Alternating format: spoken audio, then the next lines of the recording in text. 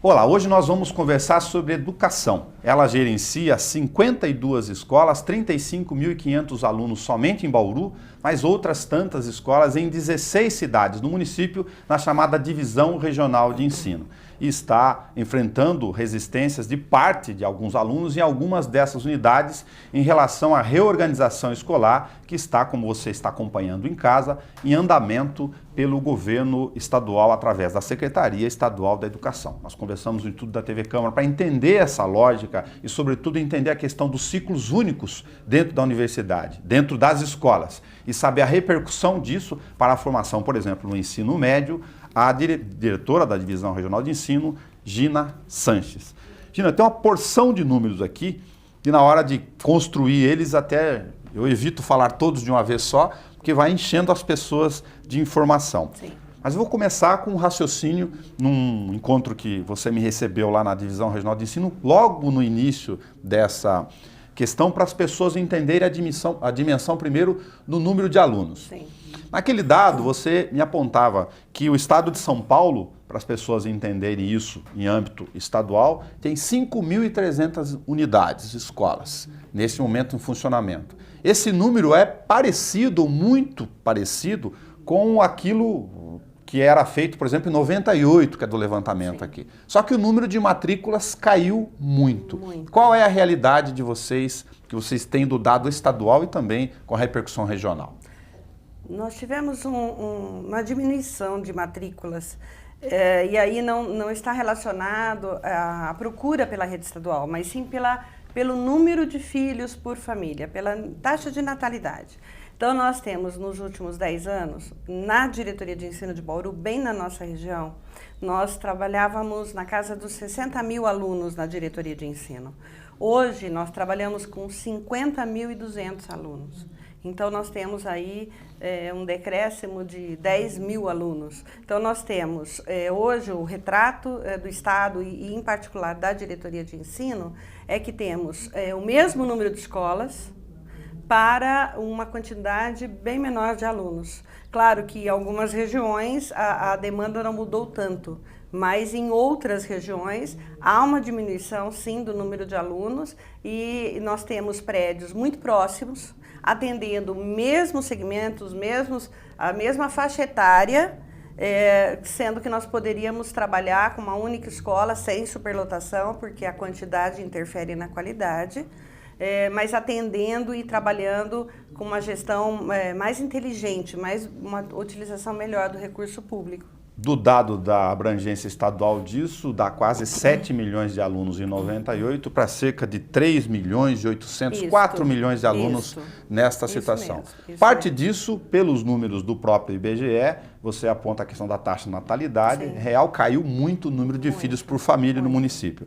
Mas a POS, por exemplo, conversou com a gente, também atribui uma outra parcela disso, a municipalização em alguns municípios e também a parte dos pais que conseguiram condição para ir para o ensino privado. Tem incidência disso também nesse número? Tem incidência disso, sim, mas, por exemplo, o município de Bauru não conta com a municipalização do 1º ao 5º ano. Então, dentro dos nossos 16 municípios, apenas Presidente Alves e Bauru não tem a municipalização dos anos iniciais. Então, aqui em Bauru, nós temos ainda a demanda toda do fundamental e do ensino médio para pensar. Então, apesar de não ter a municipalização, também tivemos a queda e aí atribuímos, sim, alguns pais que migraram para a rede particular, mas especialmente a queda da taxa de natalidade. Então, vamos dividir um pouco o raciocínio para quem está no município do lado entender um pouco a lógica. Em Bauru e Pirajuí, nós temos a condição diferenciada, então, em relação às 16 escolas gerenciadas pela divisão. De que forma isso interfere no programa da reorganização? Tem alguma condição diferente para esses outros municípios em relação a nós? Sim, nós, por exemplo, dentre os 16 municípios, nós temos muitos municípios com escola única do Estado, né? Então, tem a municipalização e temos a escola única. Portanto, ali a reorganização não cabe. Ok. Outros municípios onde a escola não é única, e aí temos várias escolas em Bauru, nós temos 5 escolas em Agudos, 5 em Lençóis e temos 2 em Pirajuí. Então, nós pensamos e fizemos todos os estudos com todos os critérios da reorganização apenas nesses municípios. Primeiro, a questão da abrangência da reorganização do ponto de vista de estrutura, então. Dos 645 municípios, ainda tem muita cidade com escola única no ensino médio. Muito. Nós temos aí, pensando nas nossas 16, nós temos 12 com escolas únicas. Neste caso, é óbvio que a reorganização fica descartada nos modos em que foi planejado. Totalmente, porque o 1º ao 5º já é atendido numa escola exclusiva pelo município e 6º ao 9º ensino médio na escola estadual. Nós não temos uma outra unidade para fazer a separação por ciclos, o que inviabiliza aí o estudo da reorganização. Vamos pegar um dado do secretário estadual da Educação, inclusive num artigo, a gente entrou em contato com ele, lógico, para discutir essas questões. Ele aponta muito e reitera muito uma questão, que as escolas de ciclo único, que são minorias na estrutura do Estado, têm um desempenho melhor. O que é isso? E tem comprovadamente. Vamos pegar aqui Bauru. Bauru nós temos várias escolas exclusivas de 1º ao 5º ano. E outras escolas que atendem 1º ao 5º, 6º ao 9º ensino médio. O resultado do 1º ao 5º ano nas escolas exclusivas é muito superior às escolas que trabalham com os demais ciclos no mesmo prédio, no mesmo espaço físico. Que sensação que vocês têm desse resultado? Qual a influência dele sobre a questão do ciclo direcionado? Especialmente do ponto de vista da gestão, que é uma análise que você pode fazer, é uma escola com uma complexidade diferente, menor, onde os espaços físicos, mobiliário, espaços de aprendizagem são totalmente pensados para uma única faixa etária. Eu não tenho, por exemplo, um mobiliário que atende crianças de 1º ao 5º de manhã, que atende 6º ao 9º, mesmo mobiliário à tarde, e que alunos do ensino médio à noite usem o mesmo mobiliário. É um mobiliário que não vai atender, na verdade, nenhuma faixa etária, porque ele vai ser um mobiliário desconfortável para os pequenos e também desconfortável para os maiores. Então, passa inclusive pela gestão e pela estrutura física para isso acabar acontecendo com maior força no pedagógico. Aqui eu quero deixar claro que não há nenhuma crítica e nem uma defesa da questão do programa, mas da necessidade pública de discutir abertamente, tranquilamente essa questão. Especificamente em relação à ergonomia, para os pais que não ligam para isso, faz muita diferença uma classe com cadeiras e carteiras de um pequenininho para um adulto. Eu, por exemplo, tenho 1,90 m, me lembro da escola Leões Pimentel, é um horror ter a mesma escola com a mesma turma na mesma classe. Ele não é um ambiente feliz para a produção para o aluno, né? Ele se sente num ambiente diferente. Por exemplo, uma escola de 1º ao 5º, ela tem todo o espaço de aprendizagem pensado para aquela criança. Desde as paredes, daquilo que é colocado, o alfabeto, as figuras. Aquele mesmo ambiente não é o ambiente ideal para alunos maiores. O aluno do ensino médio, o aluno do 9º ano, que vai usar a mesma sala de aula em outro período, ele não vai se sentir bem com as mesmas figuras infantis, com o mesmo apoio visual de aprendizagem. Então, os interesses são outros. Então, parece, sim, uma coisa muito sutil, mas é muito importante o ambiente de aprendizagem para que o aluno se sinta à vontade e possa perceber que aquele espaço é dele mesmo. Do ponto de vista pedagógico, são evidentes as diferenciações para o ensino fundamental e o ensino médio, até o direcionamento, a questão da maturidade da primeira infância, segunda infância, isso está bastante resolvido, a capacidade da escola direcionar para cada ciclo a sua relação. Do ponto de vista de estudos de pedagogia, há correntes que defendem meninos próximos de idades diferentes e há correntes que defendem, como o Estado está tentando fazer na reorganização, ampliar o número das chamadas escolas exclusivas. O que você pensa a respeito disso? Eu entendo por experiência, nos 28 anos de trabalho aí no magistério, que faz muita diferença, é muito positivo que você tenha espaços específicos de aprendizagem. Assim como a criança que sai do período de creche para a escola e tem um outro ambiente quando ingressa no 1º ano, assim como as escolas técnicas têm outro ambiente propício para atender aquele anseio daquele público é importante. É importante para o professor também, para a equipe de coordenação pedagógica, que vai trabalhar com foco naquela faixa etária e com os conteúdos, com o currículo daquela faixa etária. Todos os esforços, o planejamento é focado para aquele menino, daquela idade, com aquelas expectativas de aprendizagem. Isso faz muita diferença e acaba centrando esforços buscando a melhoria mesmo, a qualidade de ensino. Se você considerar as 52 escolas de Bauru, que a nossa experiência aqui, tem 14 ou um número um pouco parecido com esse, das chamadas escolas exclusivas. O Estado vem implementando essas escolas exclusivas ao longo do tempo, à medida das possibilidades, como está isso? Sim, está sim. Tanto que nós temos a Escola Eduardo Velho Filho aqui em Bauru, é uma escola integral, de período integral, e é exclusiva de ensino médio. Foi uma aposta no ensino médio e que nós temos resultados excelentes. Tanto que nós tivemos as melhores notas do Enem, do estado de São Paulo, na Escola Eduardo Velho Filho aqui em Bauru, ciclo único, ensino médio. Faz uma grande diferença. E eu entendo que os pais também tenham reconhecido isso, porque a nossa procura, a nossa demanda pelas escolas de ciclo único, sejam de primeiro ao quinto, e sejam a Escola Eduardo, que é exclusiva de ensino médio, é uma procura tremenda, inclusive do particular para a rede pública, apostando especificamente nessas escolas de ciclo único. Dá para dimensionar o que o projeto pedagógico, a convivência, também o ciclo único, com a sua parcela de interferência, dimensiona a possibilidade de meninos com capacidade intelectual ou de aprendizado mais ou menos parecido, com todas as suas disparidades, irem tão bem em uma escola específica e não irem em outras, por exemplo, porque quando a gente conversa com alunos do ensino médio, eles visitam muito a Câmara Municipal. Sim. Você percebe naturalmente no contato leigo aqui do dia a dia, uma diferença deles de capacidade de raciocínio, de interpretação, de fala, muito distinta. A gente fica tentando entender isso. Por que filhos da mesma cidade, em bairros diferentes, têm condições de aprendizado bastante diferentes e os números acabam mostrando isso? E tem mesmo. Vários fatores interferem na aprendizagem. Então, desde o incentivo familiar, desde o apoio familiar, a escola e dar valor ao aprendizado sistematizado que a escola oferece.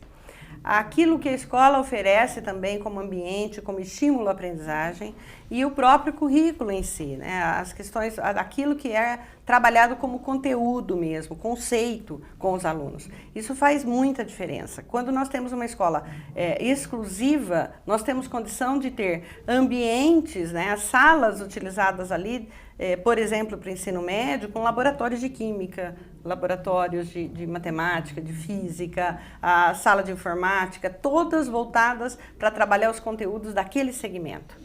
Embora eu reitero que eu não tenho nenhuma questão de posição política, não precisa me chamar de tucano em relação a isso, eu vou fazer algumas das perguntas que os alunos acabaram colocando. Por exemplo, eles falam muito do vínculo. Sim. E existem vínculos fortes mesmo. Sim. Eu fiz vários trabalhos, só como exemplo aqui, coincidentemente é uma das 4 unidades em Bauru que tem a invasão por um grupo de alunos no Ayrton Busch. Sim. E esses alunos têm relações cotidianas com a escola, de oficina, relacionamento no pátio, enfim.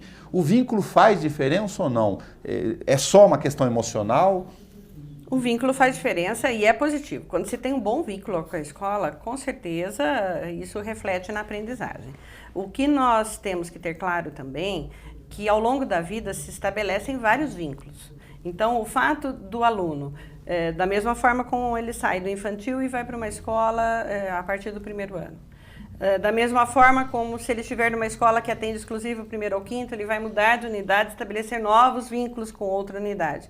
Ele também vai estabelecer vínculos com outros espaços, com outros professores, isso é benéfico para a vida dele.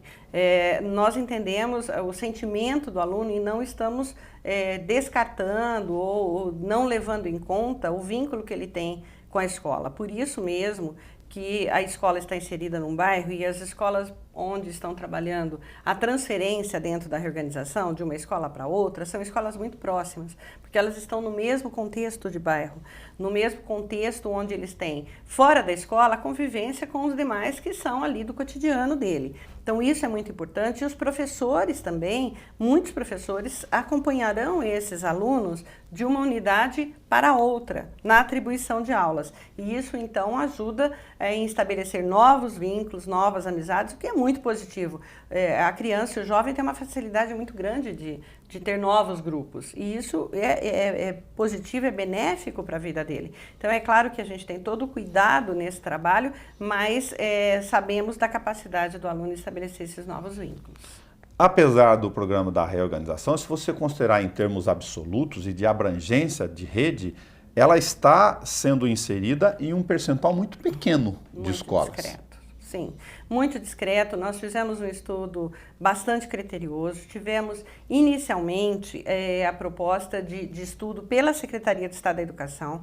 A Secretaria nos ofereceu uma lista de possibilidades através do estudo de números, onde nós tivemos a diminuição do número de alunos nos últimos anos. Esse foi um critério. A Secretaria nos passou uma lista inicial, nós tínhamos que fazer os estudos e aí levantamos a demanda em si, número de alunos, se trabalhando com escolas nesse raio de 1,5 km, não teríamos uma demanda que forçasse salas superlotadas, o que nós não podemos trabalhar, nós não podemos ir além do módulo de cada faixa etária, então não teremos salas superlotadas. Quais são os referenciais que são utilizados pelo Estado? É importante dizer, nós temos 30 alunos para primeiro ao quinto ano. Essa é a nossa média de 30 alunos. Quando vamos para sexto ao nono ano, passamos a 35 alunos e 40 para o ensino médio.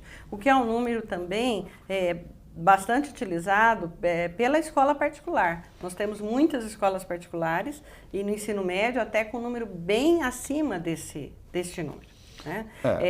O que não justifica uma classe superlotada, o que não justifica isso, mas nós nem temos como, é até importante dizer, porque se fala muito, nós vamos ter classe com 50 até 80 alunos. Primeiro que a sala de aula não comporta, nós não temos nem espaço físico para pensar nisso.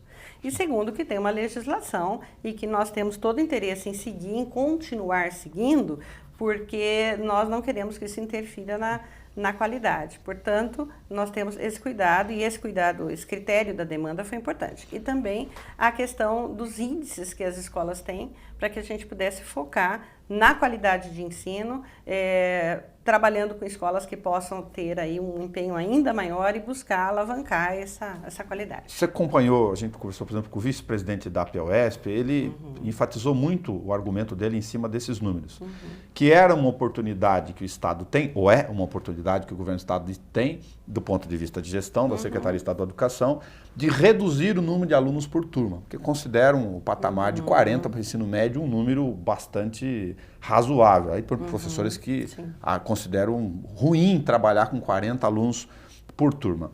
Dava para tentar dimensionar isso? Eu sei que o projeto é em outra direção. Sim, né? sim.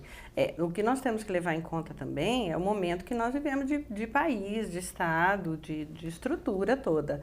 Quando nós temos ainda um número menor de alunos por sala, nós aí vamos pensar em um número maior de professores, em novas contratações, e esse não é o melhor momento para acontecer isso. Nós estamos num momento de Brasil todo, um momento de crise muito forte, então nós temos que ter cuidado também, porque não o número que nós trabalhamos não é um número abusivo, tanto é que os índices que são muito positivos em escolas trabalham com o mesmo número de alunos. Então, não é esse o impedimento para que se trabalhe bem com esses alunos, mesmo porque um índice trabalhado em termos de Brasil, é uma referência do próprio INEP. Fechar a escola ou disponibilizar uma unidade escolar, mesmo que seja para algo relacionado a ensino ou cultura no município, é sempre algo que salta aos olhos. Esta uma das questões que está sendo reclamado, por exemplo, em algumas dessas unidades. Isso, nós temos duas escolas para serem transformadas em outro tipo de atendimento. Eu vou usar bem o termo transformadas, porque a escola não é um prédio que deixará de atender a educação. Nós temos duas situações uma em Agudos, na Escola Padre Aquino, e outra na Escola Antonieta Malatrazzi, em Lençóis. São as 2 unidades que seriam disponibilizadas, transformadas para outro tipo de atendimento em educação, exclusivamente em educação. Veja, nós não podemos também descartar que o bom uso do dinheiro público é meta de toda a gestão. Então, quando nós temos 2 escolas próximas, 2 escolas com capacidade para mais de 1.200 alunos e que estão atendendo a mesma faixa etária, sexto ao nono ensino médio, num raio de 1.500 metros, 2 prédios com 2 equipes e que um prédio com tranquilidade acolheria o outro, porque um prédio ainda é maior que o outro, tem uma estrutura física melhor, tem espaços maiores, tem mais condição, que esta escola possa abarcar os alunos da outra e possamos ter uma equipe mais fortalecida, com mais profissionais, porque ninguém será dispensado, ninguém será demitido, os professores acompanham os alunos continuarão sendo atendidos e essa estrutura será focada para uma melhoria ainda dos seus ambientes, já que aquilo que o poder público cuidava em termos de 2 prédios, cuidará de 1 prédio. Essa redução física, que salta aos olhos onde é possível, ela acaba naturalmente fazendo um raciocínio de redução de despesa do ponto de vista do Estado. Sim. O Estado está racionalizando em relação às estruturas. O principal foco da reorganização, pensando nela como um todo, não é a redução de despesa, visto que aqui em Bauru nós não teremos transformação de nenhum prédio, entrega de nenhum prédio. No caso da cidade de Bauru, não. No caso da cidade de Bauru, não. E assim com muitas cidades. Nós teremos, no universo de mais de 5.000 escolas, 93 transformadas. Então não é um índice, não é tão grande assim, porém, pensado no estado todo. Porém, nós temos que pensar que este prédio, no caso, por exemplo, de Agudos, ele está sendo disponibilizado para o Centro Paula Souza e o Estado continuará investindo nesse prédio, mas para o atendimento do ensino técnico. Então, quando se fala em redução de despesa, que é mesmo o primeiro raciocínio, sim, temos que pensar que se ele continuará sendo utilizado para a educação, para o ensino técnico, o governo continuará tendo investimentos nesse prédio, apenas com outro foco de atendimento. Os prefeitos, aqueles que estão reclamando do ponto de vista político com o Estado, sim, e o governo do Estado força um pouco a municipalização nos municípios em que ela não ocorreu. Bauru, como a gente já explicou, a municipalização não foi adotada pela prefeitura. Sim. Sim. Aqui a realidade fica diferente das outras cidades, excluindo o Pirajuí, que você já comentou? Sim, aqui nós trabalhamos com a reorganização, então pensando em transformar escolas em ciclos únicos, que é o grande foco pedagógico da nossa reorganização. Então aqui em Bauru, você disse agora há pouco que realmente é uma movimentação até pequena, discreta, de fato é. Pensando em 52 unidades, nós vamos trabalhar com 6 unidades nessa reorganização. Tá. Agora vamos falar com os pais dos alunos e os alunos que estão nas 4 unidades onde vocês estão enfrentando maior resistência, sim, que tem invasão de alunos, enfim, ocupação, seja qual for a nomenclatura, a definição. No Estela Machado, que é na Vila Falcão, o Luiz Castanho, que é a escola que envolve fisicamente a questão da logística e da transformação para a criação do ciclo único, das transferências, o Ayrton Busch no Jaraguá e a escola do Jardim Petrópolis. As 2 primeiras, aqui, Ayrton Busch e Estela Machado, são 1.300, 1.200 alunos, e as outras de 700. Isso. Olha, é um número grande de alunos em termos de matrícula. Em termos de ocupação dos prédios, o número é muito pequeno de alunos que ocupam esses prédios. Nós temos aí, em algumas escolas, veja, nós estamos falando de números noticiados exatamente por quem está lá, porque nós não temos acesso à entrada de prédio. Nós não conseguimos, enquanto diretoria de ensino, diretor da própria escola, ele não tem acesso ao prédio. Eles estão colocando como condição o fim da reorganização para o diálogo? Isso. A grande resposta é: vamos conversar quando a reorganização no Estado for extinta. Essa é a condição. Hoje, nós temos já a publicação do decreto da reorganização. Sim, exatamente no dia que nós estamos gravando aqui. Então, está mantida a reorganização. Então, por esse viés, nós não conseguimos o diálogo. Mesmo porque, durante o mês, finalzinho de setembro e durante a primeira quinzena de outubro, recebemos, Nelson, várias comissões na diretoria. inclusive comissões da Escola Ayrton Busch, que estiveram conosco. E lá a mudança será gradativa para a Escola Alto Jaraguá. O ensino médio do Ayrton Busch, e o Ayrton Busch atende 1º ao 5º, 6º ao 9º ensino médio, trabalha os 3 segmentos. Nós vamos trabalhar com um segmento, que é o ensino médio, indo para o Alto Jaraguá gradativamente. Então, no próximo ano, apenas os alunos do primeira série do ensino médio, que é a entrada do médio, é que irá para o Alto Jaraguá. Essa proposta, assim como no Luiz Castanho de Almeida também, veio dos próprios alunos. Uma proposta que foi levada para nós, em uma reunião de professores e alunos na diretoria de ensino, nós atendemos, e isso foi uma contraproposta. Então, a reorganização já vem incorporando propostas de alunos, o que deixa claro que houve sim o diálogo, houve conversa com as escolas que propuseram essa contraproposta através da sua direção. Como toda mudança, com abrangência maior ou não, vocês conversaram, aliás, logo depois do primeiro bate-papo que eu tive com vocês, Gina, conversou com a FUNCET, com a POESP, a questão dos funcionários, os supervisores. O que eles mais tiraram dúvidas? Que elementos eles colocaram mais na mesa nessa discussão com você? Nós fizemos uma reunião, logo que chegamos em São Paulo, com todos os representantes de sindicatos lá na diretoria de ensino. Então, nós recebemos a POESP, a UDEMO, CPB, todos sentaram à mesa conosco. A grande preocupação e a maior conversa, as questões giravam na questão de professores e funcionários. Se eles perderiam o seu trabalho, se seriam dispensados, se haveria desemprego, o que não haverá. Nem com os professores chamados categoria O, que são aqueles que têm um contrato de trabalho com a secretaria. Então, não haverá. Nós não teremos dispensa, por quê? Porque os alunos são os mesmos.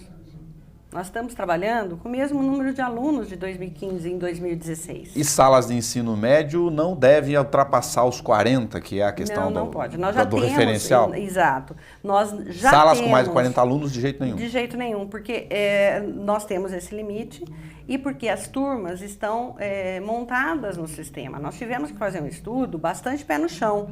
Então, nós montamos as salas. Claro que pode ter a autonomia da escola de ter transferência de um aluno de uma sala para outra, não é isso. Tá. Mas em termos numéricos, as salas estão montadas. Então, quando as pessoas dizem, vamos ter classes superlotadas, eu convido que vá à diretoria e abra o sistema com a gente ali, porque os alunos têm nome, tem registro, tem RA. Esse é um dado que pode ser facilmente comprovado ou questionado. É um dado muito fácil, está à disposição. Então, antes de qualquer acusação, que procurem a diretoria e nós vamos mostrar todas as formações de classe. Com esse impasse, o que a Divisão Regional de Ensino, no contato com a Secretaria Estadual de Educação, lógico, vai fazer em relação a essas 4 unidades aqui em Bauru, neste momento? Nós estamos continuamente nesse diálogo. Estou reunida o tempo todo com as equipes gestoras das 4 escolas. As escolas estão em recesso, né? Isso quer dizer o quê? Que as escolas tiveram uma parada dos dias letivos. Porém, esses dias letivos serão repostos. Tem que finalizar o ano, concluir o A gente tem uma lei maior, a gente tem uma LDB que trata com 200 dias letivos, aluno e professor trabalhando. Nós temos escolas paradas há mais de 10 dias, Nelson. Então, veja, a reposição vai acontecer depois do término do ano letivo. O nosso ano letivo termina 19 de dezembro. Vai ser janeiro. A partir daí, do 21, que é a semana do Natal, é que vamos começar a reposição.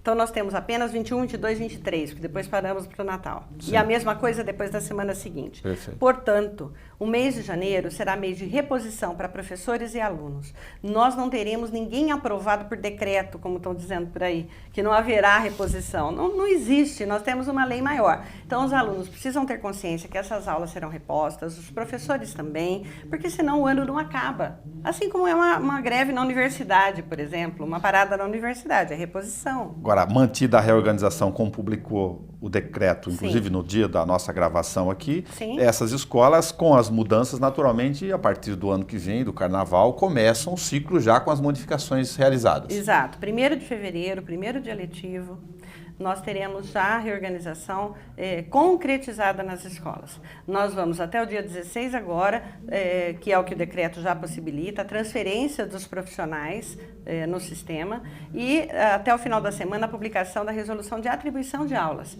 já dentro da reorganização. Então, veja, nos preocupa bastante também a quantidade de alunos que estão fora da ocupação.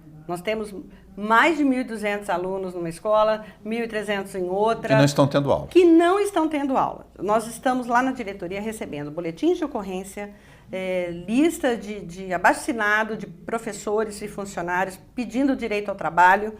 Muitos pais indignados, porque são alunos do terceiro médio, que estão vendo o seu vestibular, a sua data de matrícula, passando porque o ano não vai acabar.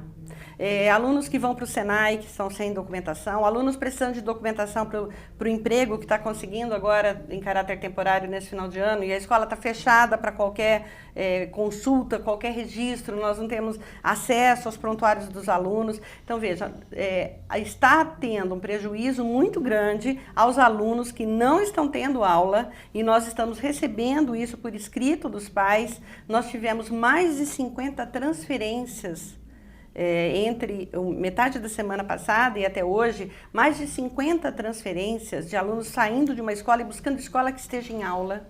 Então, é bastante sério esse quadro. Independentemente do mérito, cada qual defendendo a sua claro. posição, os professores, os funcionários supervisores e parte dos alunos, o Ministério Público, obviamente, vocês estão em diálogo com eles, tem preocupação em relação ao cumprimento dessas tarefas nessas 4 unidades. Duas preocupações muito grandes. Por parte da promotoria, né, do Ministério Público, também do Conselho Tutelar, primeiro, da segurança desses alunos menores que estão dentro das escolas. Ontem recebemos um grupo muito grande de mães questionando a segurança desses alunos que estão lá. E outra questão que é o direito à aula e ao trabalho dos professores. Então, nós temos uma maioria aí se sentindo bastante prejudicada e buscando voltar às aulas para que não haja um prejuízo ainda maior. Se esticar essa situação, que já gerou um impasse nessas 4 unidades, pode ser que seja necessária a intervenção em outra dimensão, com o Ministério Público? Nós seguimos pela Procuradoria do Estado. A própria Secretaria de Estado da Educação segue pela Procuradoria para a garantia dos direitos dos manifestantes, mas também dessa grande maioria que está se sentindo prejudicada com a ausência de aulas. Mas o Estado pode ter que adotar, por exemplo, desocupação, caso essa situação persista.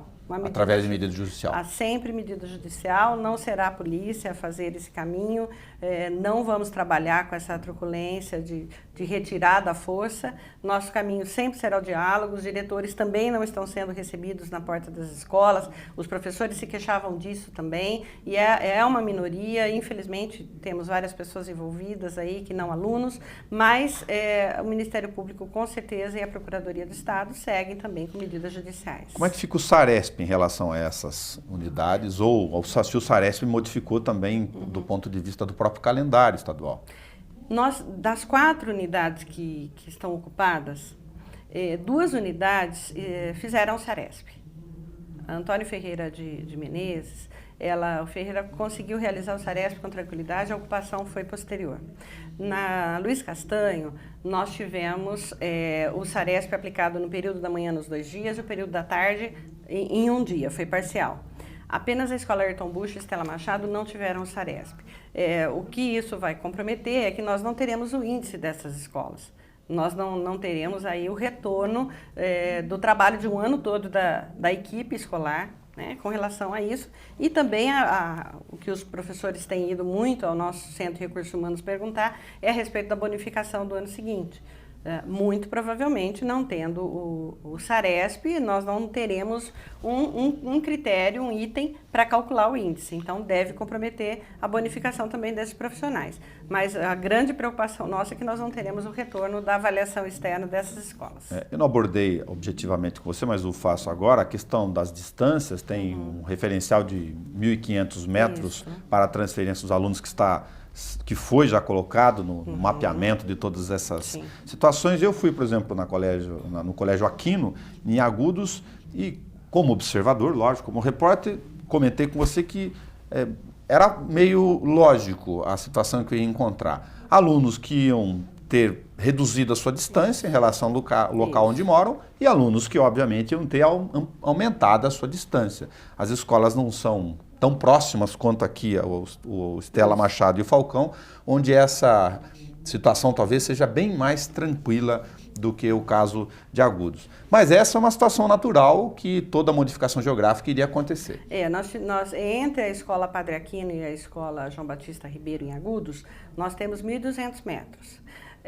Recebemos ali pais várias vezes, e em um desses encontros um pai deu o exemplo da própria filha, que ficaria mais longe. Quando nós fizemos esse levantamento, e quando nós fazemos pelo georreferenciamento, que é uma ferramenta que possibilita esse olhar da distância, e também fizemos com o próprio carro. Fomos até Agudos e fizemos o caminho para perceber, fizemos a pé, fizemos vários, com pessoas da cidade mesmo, com próprios funcionários de outras escolas, inclusive do município de Agudos. E esse caso específico do pai, a criança, jovem na verdade, né, está a 2,5 km hoje da casa até o Aquino, ficará a 2,1 do Ribeiro. Vai ficar mais perto indo para o Ribeiro. Então, nós temos casos nas duas situações. É que ele já anda consideravelmente uma distância razoável. O que nós temos ali em Agudos, que é benéfico, é que o transporte é gratuito para os munícipes. Então, há o transporte gratuito em Agudos, então não haverá essa questão do transporte, a não ser para os alunos cadeirantes, que aí o próprio Estado é que provê esse transporte até a outra escola. Lógico, é necessário ver o georreferenciamento na aplicação da chamada referência de 1.500 metros como distância média ou a ser obtida como meta, mas eu coloquei aqui para você questões que são muito mais importantes, que talvez geraram um maior transtorno. O Minha Casa Minha Vida em Bauru, nos últimos anos, gerou para a rede escolar, nós conversamos com a professora Vera aqui, que é secretária municipal de Educação, um redimensionamento gigantesco. Isso certamente teve influência em alguma unidade do Estado. Se tem como exemplo aqui, só para as pessoas que estão em casa, o núcleo Otávio Razzi, lá na saída de Bauru, na longínqua Rodrigues Alves. Isso. Eles estão tendo, a partir dessa nova moradia, um conjunto gigantesco de pessoas que se deslocar bastante com transporte, que é muito maior do que nós estamos lidando aqui. Muito maior. Nós tivemos ali, com a mudança ali, com as famílias mudando ali para as habitações, nós tivemos uma demanda muito grande na escola Walter Barreto, que é a única escola estadual lá do Otávio Razzi, e que é claro que não acomodou toda a demanda. Mas fazemos o transporte, o Estado faz o transporte até a escola Luiz Uiane, onde é muito maior do que essa distância de 1.500 metros. Aqui em cima, perto da Rodrigues Alves, para quem não sabe. Exatamente. Então, nós fazemos esse transporte. Nós temos também outros condomínios sendo entregues, outros núcleos sendo entregues. Por exemplo, a Escola Salvador Filardi, ali, Jardim Prudência, ali para cima da Nova Esperança, um pouquinho, também nós tivemos uma mudança de demanda ali, que nós temos um pouco mais de unidades escolares ali. Eu estou colocando como pêndulo, lógico, fazendo advogado do diabo, porque eu não vi reclamação dos pais em relação à questão da habitação, estavam resolvendo um problema de sua demanda social, mas em número isso gerou muito mais transtorno, insisto, na localização dos seus filhos na escola onde puseram. Ou seja, foi feita uma crítica pública que a secretaria, a prefeitura, em parte absorve a crítica, de que não foi levado em conta a questão de abastecimento e educação na instalação do Minha Casa. Não foi, nem educação nem saúde.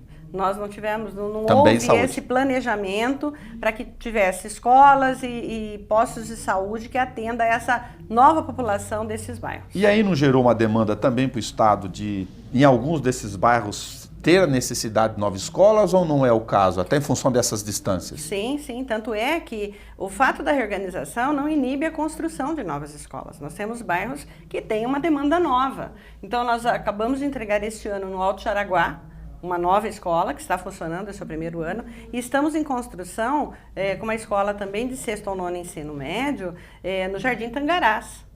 Porque é também uma demanda ali, um aumento de população. Então, o Estado continua construindo escolas em bairros onde há necessidade para que o aluno fique mais próximo de casa e, ao mesmo tempo, trabalhando com as demandas onde é possível fazer o ciclo único. Gina, muito obrigado. A gente insistiu com você de conversar isso ao longo da questão. Aliás, foi melhor, de minha opinião, maturar um pouco mais a relação porque aqui não tem nenhum objetivo de componente político, é uma função pública de discutir os prós e contras. Fizemos isso com a POSP para que o processo de reorganização fosse entendido e cada parte pudesse, lógico, apresentar o seu argumento. Era importantíssimo fazer isso com a divisão também. Eu agradeço esse espaço, agradeço que nós possamos explicar e possamos contar realmente o que está acontecendo. A diretoria de ensino está lá na Vila Falcão, na Rua Campos Sales, à disposição para que possamos tirar todas as dúvidas, especialmente de pais, professores e alunos, para que nós possamos ter um trabalho com tranquilidade, assegurando a qualidade de ensino para todos os nossos alunos da rede pública estadual. Muito obrigada, Nelson. Obrigado. Hoje nós discutimos a questão da reorganização escolar e seus efeitos sobre as escolas exclusivas, aquelas chamadas de ciclo único que estão sendo implementadas pelo governo do estado de São Paulo. Até o nosso próximo encontro.